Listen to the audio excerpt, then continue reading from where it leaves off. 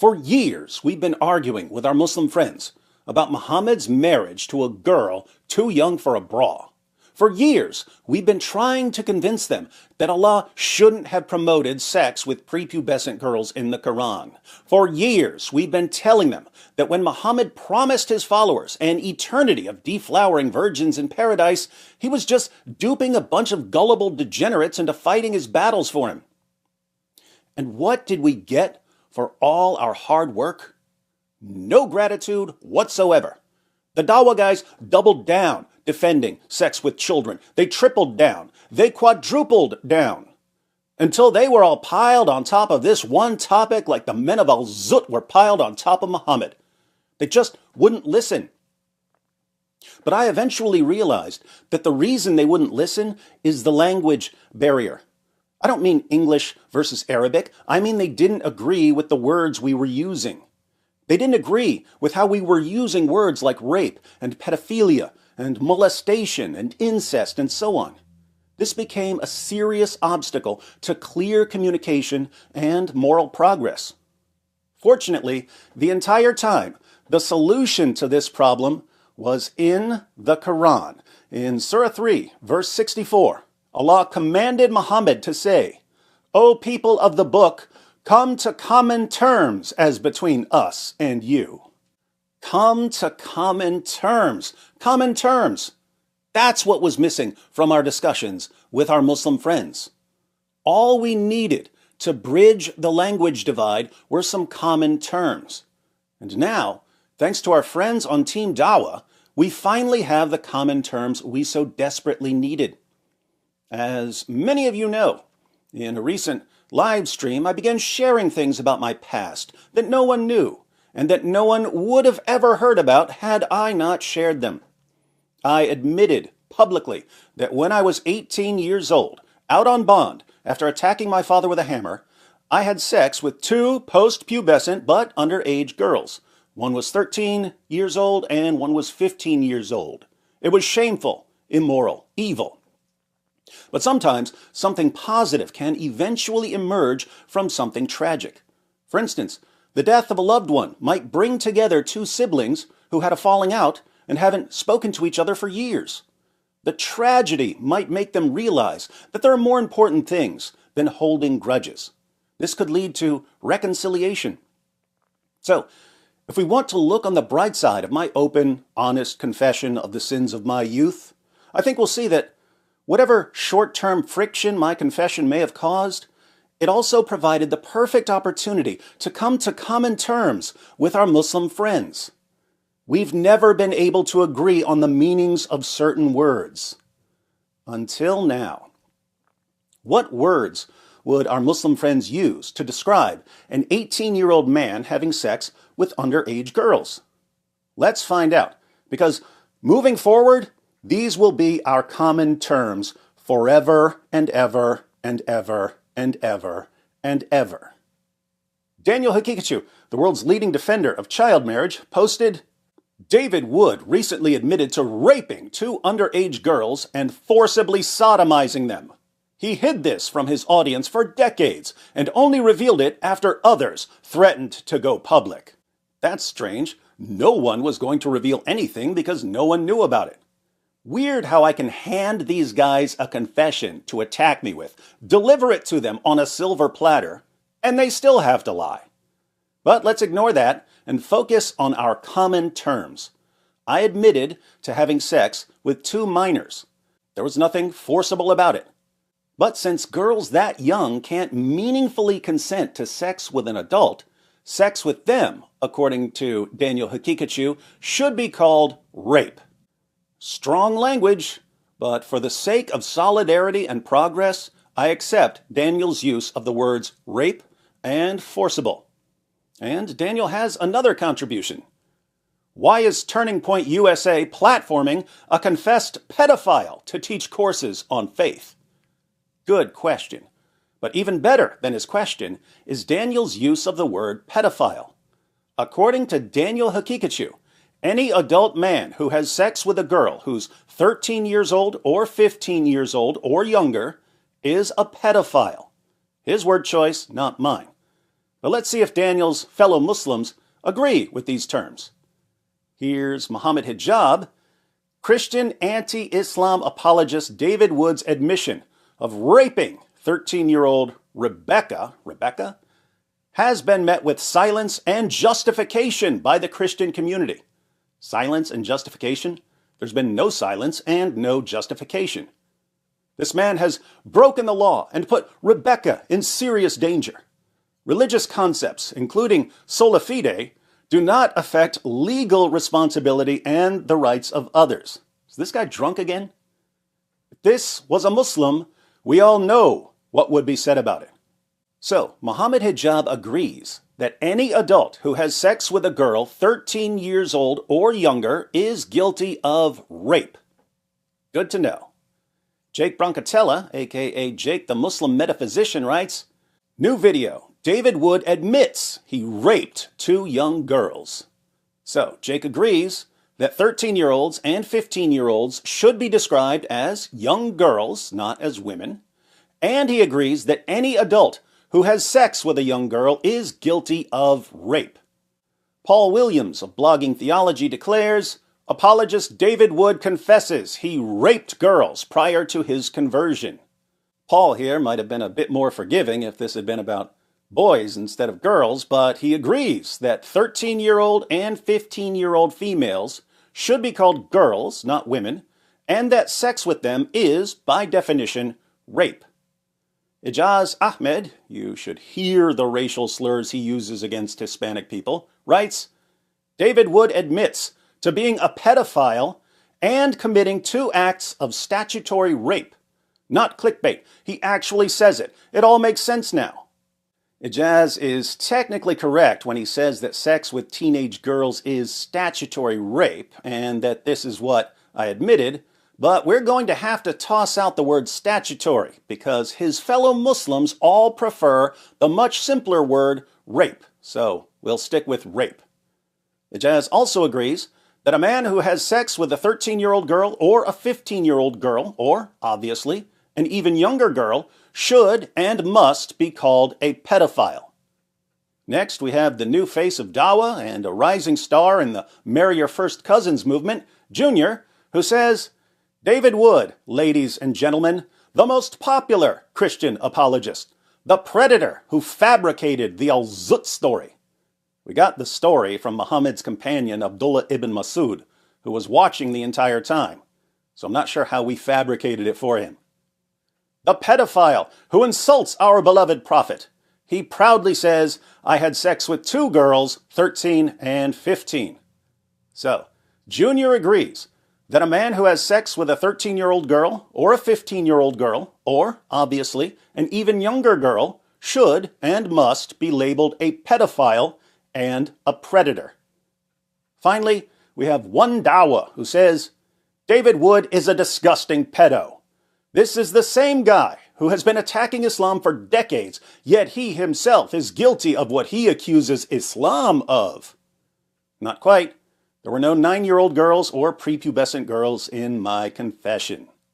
So, interesting choice of words from the Dawah community.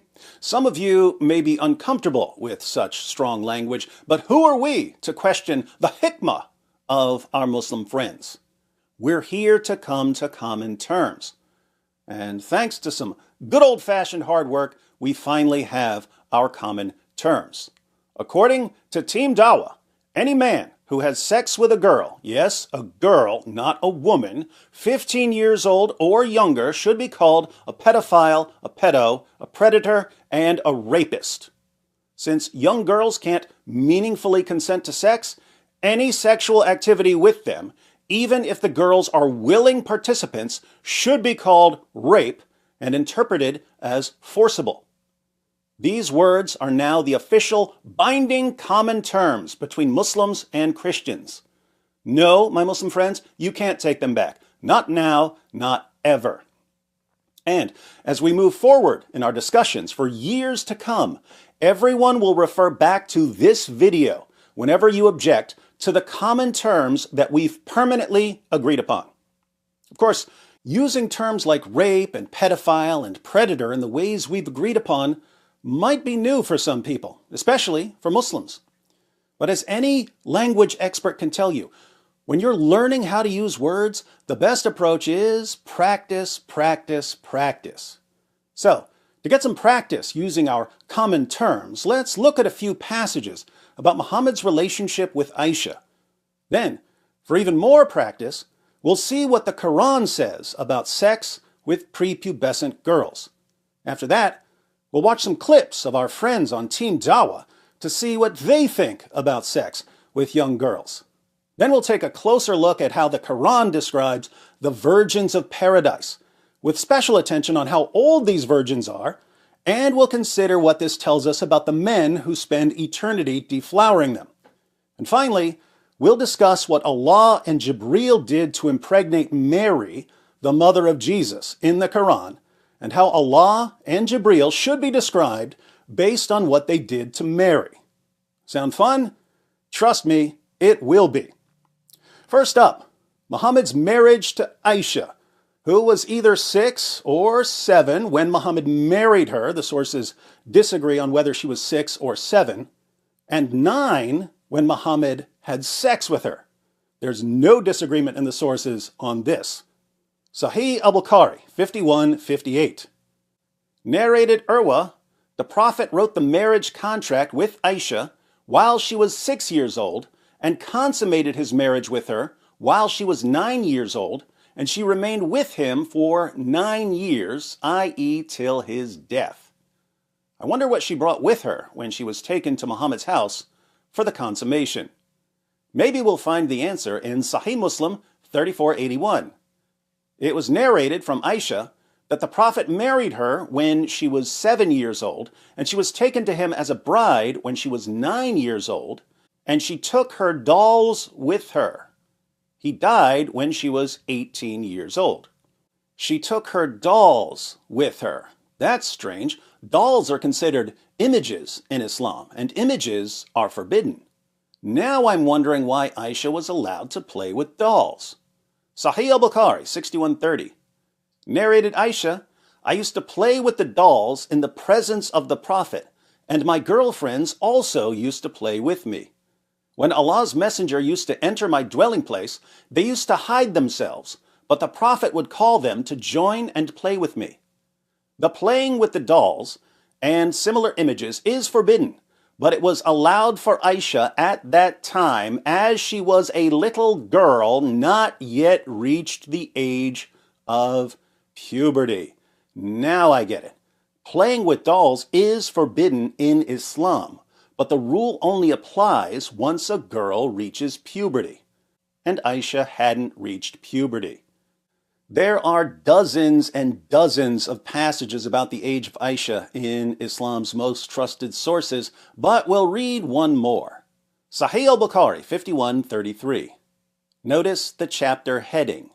Giving one's young children, not adults, giving one's young children in marriage is permissible. Why? By virtue of the statement of Allah, and for those who have no monthly courses, i.e. they are still immature. Surah 65, verse 4 of the Quran, which we'll be reading soon. And the iddah is the waiting period for a woman or a girl after her husband divorces her. She has to wait a certain amount of time before she can marry another man. And the iddah for the girl before puberty is 3 months in the above verse. So, if a man divorces a prepubescent girl, how long does the prepubescent girl have to wait before the next guy marries her? 3 months. And to illustrate Allah's ruling about marriage to prepubescent girls in the Quran, Bukhari quotes Aisha, saying that Muhammad had sex with her when she was only 9 years old. Narrated Aisha that the Prophet wrote the marriage contract with her when she was 6 years old, and he consummated his marriage when she was 9 years old, and then she remained with him for 9 years, i.e. till his death. So Muhammad, the Prophet of Islam, had sex with a prepubescent 9-year-old girl. According to the official terminology provided by our Muslim friends, how should we describe Muhammad and what he did to Aisha. Whether we like it or not, we have to call Muhammad a pedophile, a predator, and a rapist. And we have to say that this pedo forcibly raped a prepubescent little girl. Their words, not mine. But what about the Quran verse that Bukhari cited? Surah 65 verse 4 is a little confusing if you don't know what it's about. So here's a crash course. Earlier in the Quran, Surah 2 verse 228, Allah revealed that if a Muslim man divorces his wife, she has to go through 3 monthly menstrual cycles before she can remarry. But the question later arose, what about wives who don't have monthly menstrual cycles, either because they're too old or too young or too pregnant? Since they don't have monthly periods, how long do they have to wait before they can remarry? Allah answers this question in Surah 65, verse 4, which reads, "And those of your women as have passed the age of monthly courses, for them the iddah, prescribed period, if you have doubts about their periods, is 3 months. And for those who have no courses, i.e. they are still immature, their iddah, prescribed period, is 3 months likewise, except in case of death. And for those who are pregnant, whether they are divorced or their husbands are dead, their iddah, prescribed period, is until they deliver their burdens. And whosoever fears Allah and keeps his duty to him, he will make this matter easy for him." The relevant part for us, which Bukhari quoted in defense of marriage to prepubescent girls, is this. For those who have no courses, i.e. they are still immature, their iddah, prescribed period, is 3 months likewise. Just so you don't think we're misinterpreting this verse, let's look at 3 classical Muslim commentaries. Tafsir Ibn Kathir. Allah, the Exalted, clarifies the waiting period of the woman in menopause, and that is the one whose menstruation has stopped due to her older age. Her iddah is 3 months instead of the 3 monthly cycles for those who menstruate, which is based upon the ayah in Surat Al-Baqarah, see 2:228. The same for the young who have not reached the years of menstruation. Their iddah is 3 months like those in menopause. So, according to Ibn Kathir, the part of this verse we're focusing on is about divorcing the young who have not reached the years of menstruation. Tafsir Jalalain says this is referring to those who have not yet menstruated because of their young age. Why haven't they menstruated? Because of their young age. Muhammad's cousin Ibn Abbas gives the historical background. He says this part of the verse was revealed in response to a man who asked a question. What was the question? Upon which another man asked, "O Messenger of Allah, what about the waiting period of those who do not have menstruation because they are too young? Along with those who have it not because of young age, their waiting period is 3 months." So, according to the Quran, a man can marry a prepubescent girl, have sex with her, and divorce her. 3 months later, another man can marry the same prepubescent girl, have sex with her, and divorce her. 3 months after that, yet another man can marry her, have sex with her, and divorce her, and so on and so on. That much is clear. But how would we describe what the Quran teaches in Surah 65, verse 4, using the official terminology provided by our Muslim friends? Well, we have to say that the Quran promotes the serial, forcible rape of prepubescent girls by predatory pedophiles. And since the Quran is supposedly the eternal speech of Allah, we can say that from all eternity, Allah has been promoting the serial, forcible rape of prepubescent girls by predatory pedophiles. Their words, not mine. Not surprisingly, since Allah has been promoting rape and pedophilia for all eternity, his greatest defenders today also promote rape and pedophilia. Consider Ali Dawah, who has over 1 million subscribers on YouTube, and who offers this advice for raising daughters. If my daughter reached the age of menstruation at 9 years old, I would say you are ready. You are ready to get married. You are ready to get married. You are ready to get married. As disgusting and repulsive as that is, keep in mind that Ali Dawa's behavior is better than the Quran requires. We've already seen that the Quran allows marriage to prepubescent girls. Ali Dawa, Islam's father of the year, wants his daughter to wait until she starts menstruating. But what does this mean if we're using our official common terms? It means that if Ali Dawa's daughter started menstruating at 9 years old, he would be willing to hand her over to a pedophile who would repeatedly rape her. And since all of his Dawa buddies defend sex with little girls and they arrange polygamous marriages over Zoom calls, you have to wonder if these guys are passing their daughters around to each other. You rape my 9-year-old daughter and I'll rape yours. Their words, not mine.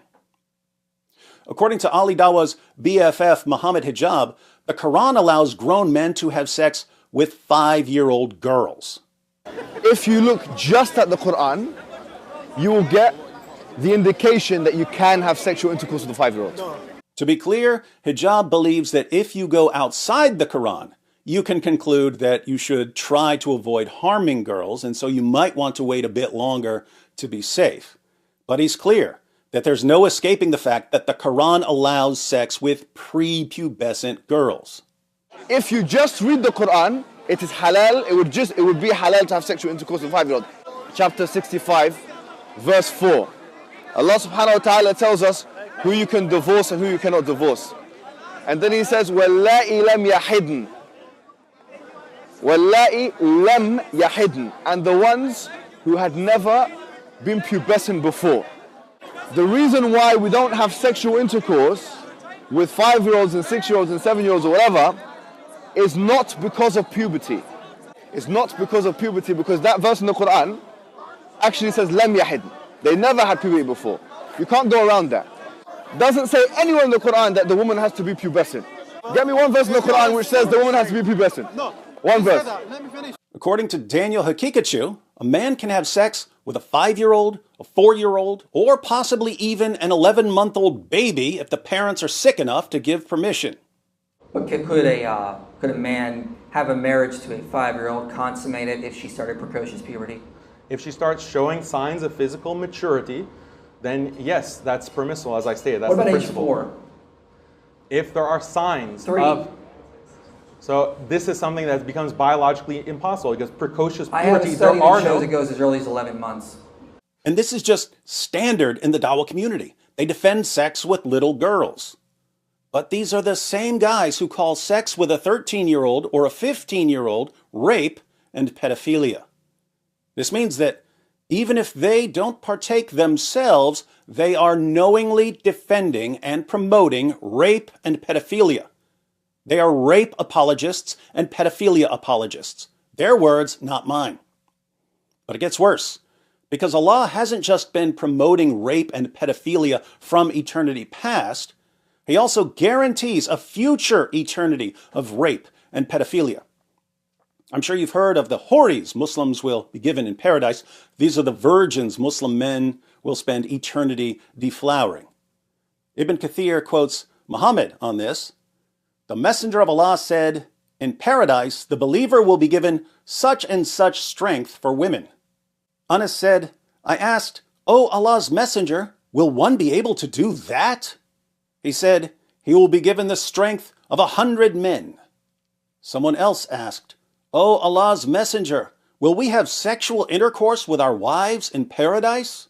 He said, "The man will be able to have sexual intercourse with 100 virgins in one day."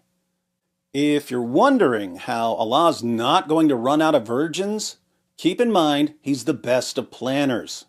Here's what He's going to do. Every time you have sex with one of your virgins, Allah will turn her back into a virgin, as we read in Tafsir Jalalain, Quran verses in bold, explanations not in bold. Verily, we have created them with an unmediated creation, namely the wide-eyed houris. We created them without the process of birth and made them virgins, immaculate. Every time their spouses enter them, they find them virgins, nor is there any pain of defloration. That's thoughtful. This is how a Muslim man can have sex with 100 virgins every day. Allah keeps restoring their virginity over and over and over forever. But what else do we know about these virgins? Turns out there's an interesting verse of the Quran that talks about their breasts, but the verse gets translated in very different ways. Here's Arbery's translation of Surah 78, verses 31 to 34. Surely for the God-fearing awaits a place of security, gardens and vineyards and maidens with swelling breasts like of age and a cup overflowing. Arbery translates this as maidens with swelling breasts. There are Muslims who think this verse is about large, fully developed breasts, and they'll say this means that the women are fully grown, somewhere around 33 years of age. But other translations say something quite different. Here's M.H. Shakir's translation. Surely for those who guard against evil is achievement, gardens and vineyards, and those showing freshness of youth equals in age and a pure cup. Shakir doesn't even mention breasts. Why is that? Well, as Muslim scholars have explained, Surah 78, verse 33, isn't about swelling breasts. It's about a stage of development. The verse is about girls with budding breasts. Their breasts are just starting to form. This is why Shakir translates it as those showing freshness of youth who are all the same age. But don't take my word for it. You can find this in various commentaries, but the Muslim scholars at Islam QA have put together a nice article for us. The article begins by pointing out that to understand the verse, you have to learn how the expression is used in Arabic. Then the scholars explain. Based on that, we say to you that with regard to the literal translation of the word kawaib, that's the word Arbery translated as swelling breast because he didn't understand how it's used in Arabic, it is the plural of the word kaib, which refers to a female with developing breasts, as it says in Majmal al-Lugha. Ibn Faris, may Allah have mercy on him, said, Kab comes from a sound root that is indicative of a thing beginning to develop and emerge.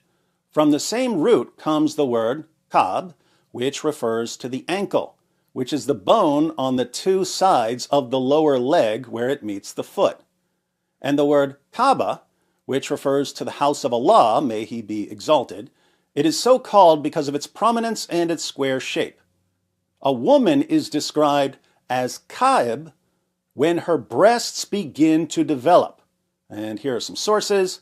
This is the literal meaning of the word in terms of linguistic roots. So, the word kaib refers to a girl whose breasts are just starting to form, and it's related to the word kab, which refers to the little bone that sticks out on the side of your ankle. Then the scholars give an example of what they're talking about by showing how the Arabic word for menstruating can be used to mean literally menstruating or to refer to a stage of development, someone who's reached the years of menstruation.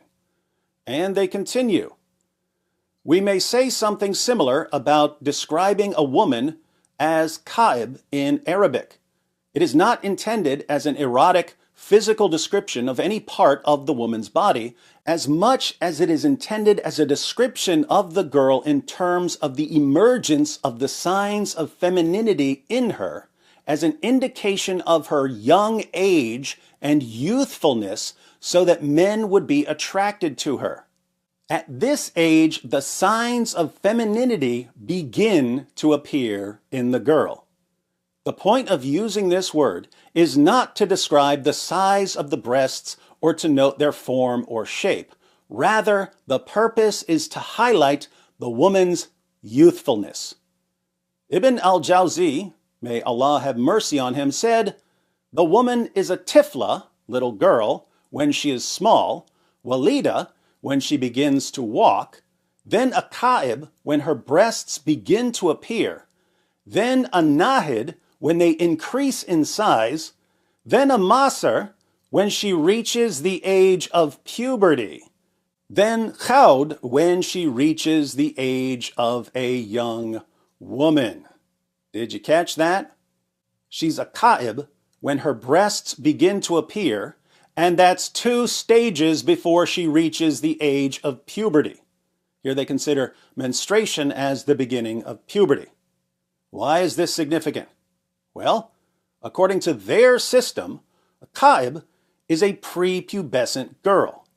Doctors today treat budding breasts as a sign of early puberty. Breasts begin to form during Tanner stage 2. But as we've seen, our Muslim friends claim that sex with a post-pubescent 13-year-old or 15-year-old is rape and pedophilia. If the Houris of paradise are all the same age, and they're all Tanner stage 2 forever, they're at the budding breast stage forever, then according to Team Dawa, every single Muslim man, including Paul Williams, who won't even like it, will spend eternity as a rapist and a pedophile. Their words.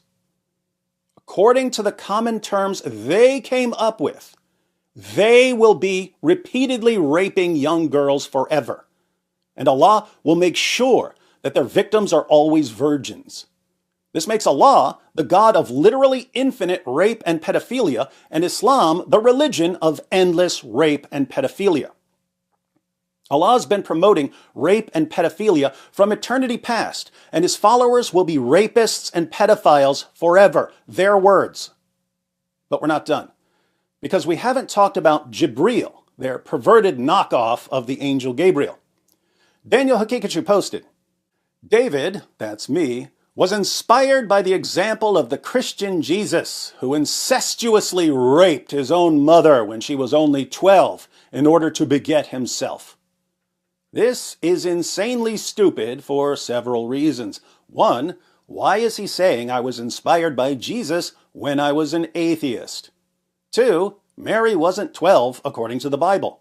The Bible doesn't say how old she was, but it calls her a woman. This is the same Bible that refers to 12-year-old girls as little girls, not as women. So, doesn't sound like she was 12.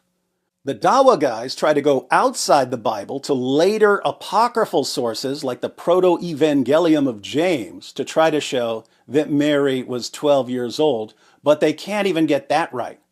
They search for the number 12 and they find, "Behold, Mary has reached the age of 12 years in the temple of the Lord." And they say, "You see, she was 12. But they don't bother to keep reading. If they did keep reading, what would they find? And she was 16 years old when these mysteries happened. This is when she was pregnant, 16. And again, this is from a later apocryphal source written during a time when they were trying to describe her as young. She could have actually been in her 20s for all we know. 3, Daniel thinks that supernaturally impregnating a 12-year-old girl is rape. Why?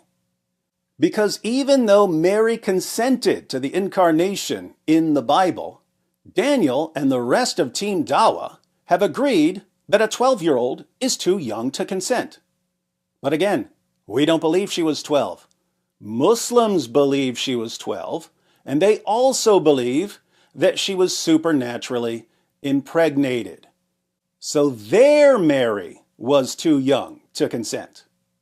Now, you might be wondering why Daniel would call this rape when there was no sex. Here you need to stop thinking like a Christian for a moment and learn to think like a Muslim. Islam teaches that something sexual did happen when Allah impregnated Mary.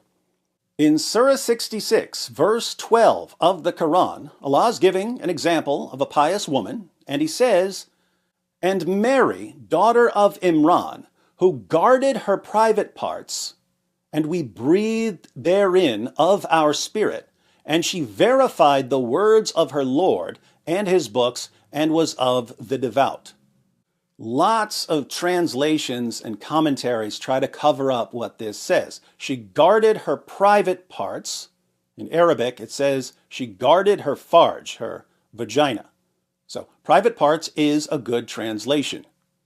But some translators and commentators are so embarrassed by this verse, saying that Allah breathed into her vagina, that they try to say Allah breathed into an opening in her garment, or they say she guarded her chastity, as if Allah can breathe into someone's chastity. It's also very interesting that Allah says, we breathed therein. Because in Surah 19, it's Allah's Spirit who appears to Mary in the form of a man to impregnate her. Muslims believe that the Spirit, the Ruh, is the angel Jibreel, Gabriel. We read, she placed a screen to screen herself from them. Then we sent to her our Ruh, and the translators add that this refers to the angel Jibreel, Gabriel, and he appeared before her in the form of a man in all respects.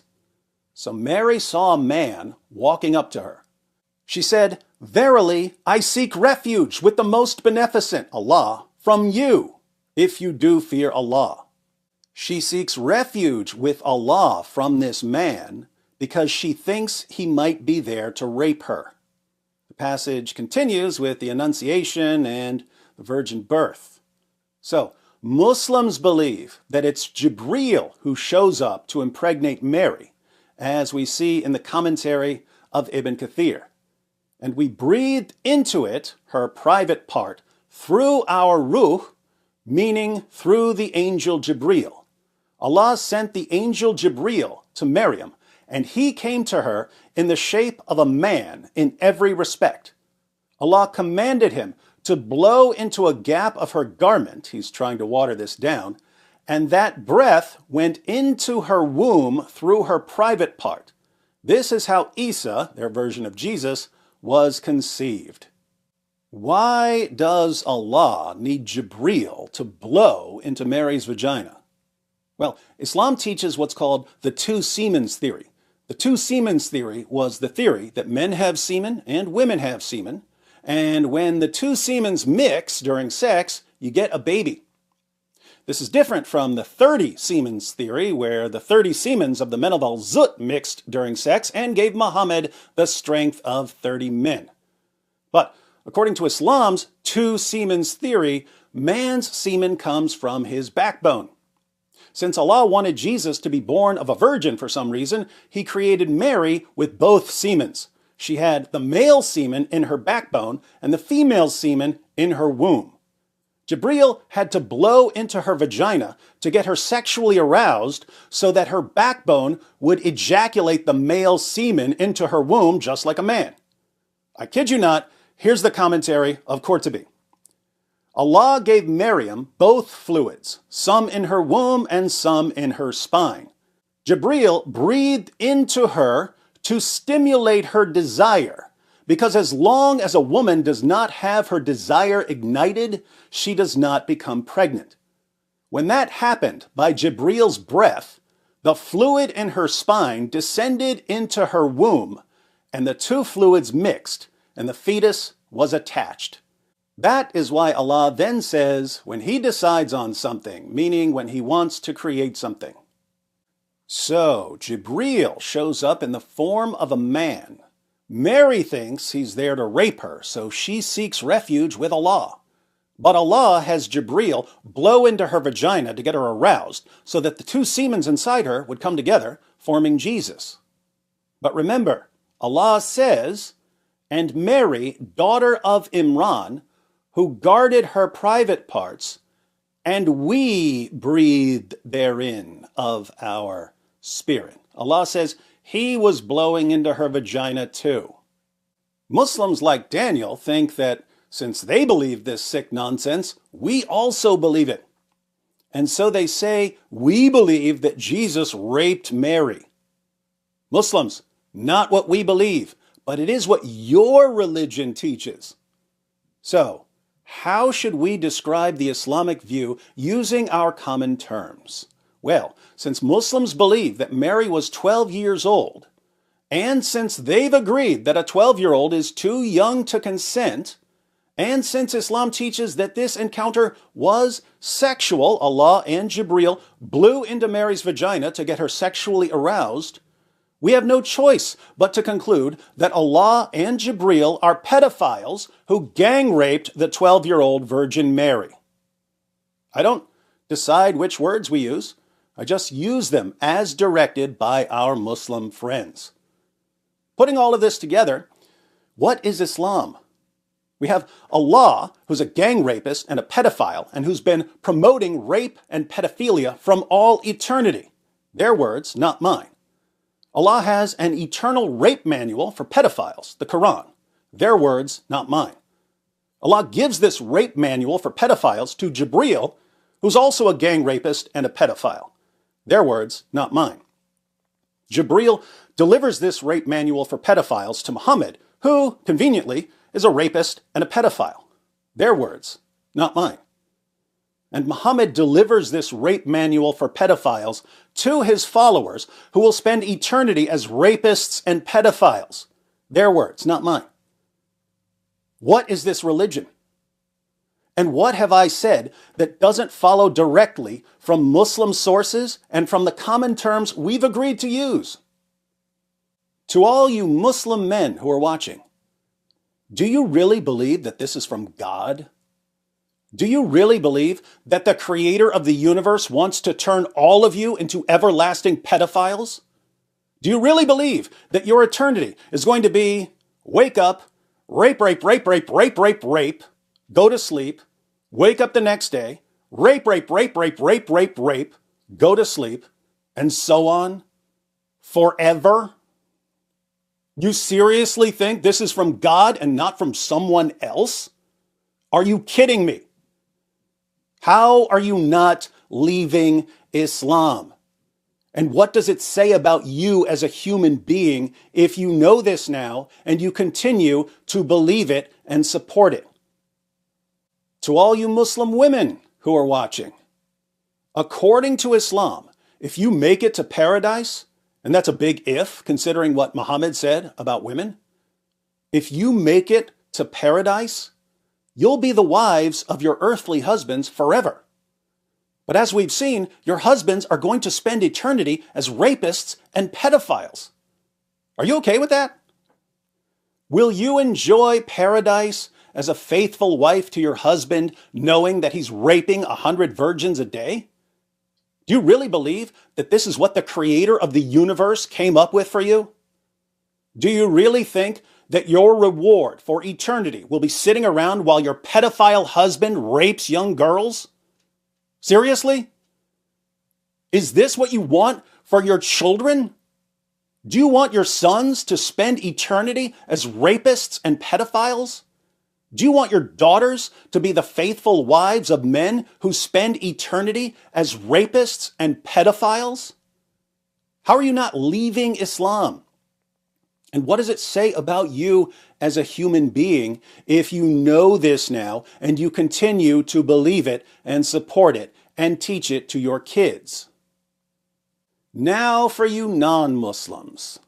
If you ever think I'm losing control and going off the deep end, trust me, there's always, always, always a reason. Usually more like 5 to 7 reasons. Do you guys have any clue what kind of mad scientist level calculations and maneuvering it takes to get these guys to admit all of this about their fake God, their cheap knockoff angel, their pedophile paradise, and that child molesting, murdering rapist they call a prophet? It's hard work making them destroy their own religion for us while we sit back and watch, like Abdullah ibn Masud watching what the men of Al-Zut did to Muhammad. So, just let the Dizzle do what the Dizzle does. You focus on learning some of this material and sharing it everywhere. And always remember, sometimes it's good to have a psycho on your side.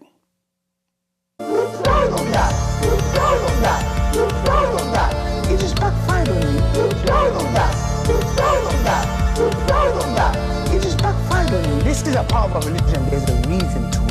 yeah, yeah.